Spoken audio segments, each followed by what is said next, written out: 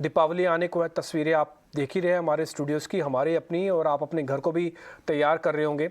लेकिन आखिरकार हमको धनतेरस क्यों मनाना चाहिए, इसके पीछे भारतीय संस्कृति की विशेषता है।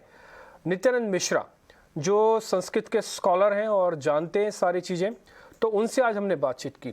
एक बार पहले धनतेरस के बारे में जानते हैं कि वह क्यों मनाना चाहिए, क्या रीति रिवाज है और इसके पीछे की क्यों इसकी रीजनिंग है। पहले उनसे एक बार ये समझ लेते हैं। धनतेरस को एक तो यहाँ धन्वंतरी की पूजन का विधान है, तो धन्वंतरी आयुर्वेद के देवता हैं, इसीलिए आजकल जो भारत प्रशासन ने धनतेरस को नेशनल आयुर्वेद डे, राष्ट्रीय आयुर्वेद दिवस के रूप में मनाने का भी निर्णय लिया है। दूसरा, धनतेरस के दिन ये पूरा दीपावली जो पर्व है, ये एक व्यापारी वर्ग के लिए विशेष पर्व है। प्राचीन समय में इस समय फसल पक जाती थी, फसल कटती थी और भारतीय अर्थव्यवस्था कृषि आधारित थी, तो फसल के कटने से नए वित्तीय वर्ष का, नई वित्तीय गतिविधियों का प्रारंभ होता था। तो व्यापारी वर्ग में विशेष रूप से दीपावली बहुत प्राचीन समय से एक बहुत बड़ा त्यौहार रहा है। तो यही धनतेरस हो अथवा दीपावली का दिन हो, इस दिन लोग सोना लेते हैं, चांदी लेते हैं, बर्तन लेते हैं, और ऐसा माना जाता है इस दिन जो आप वस्तु लेंगे वो टिकेगी। इस दिन यदि आप दान करेंगे तो बहुत लंबे समय तक पुण्य देगा। इस दिन दीपावली के दिन अथवा धनतेरस के दिन कुछ लेंगे तो बहुत लंबे समय तक टिकेगा, ऐसी मान्यताएं हैं। इस कारण से लोग गाड़ी लेते हैं, लोग सोना लेते हैं, चांदी लेते हैं। और धनतेरस के दिन पहले के समय में यम के सम्मान में दीपक भी जलाए जाते थे।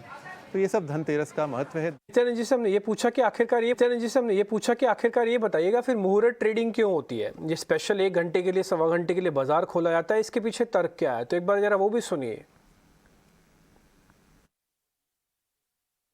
व्यापारियों के लिए दीपावली का विशेष महत्व है, और जो स्टॉक मार्केट है, ये इस पे जो जितने भी व्यापारी हैं, इसमें बहुत सारे गुजराती समाज और जैन समाज से आते हैं, तो उनके लिए विशेष पर्व है।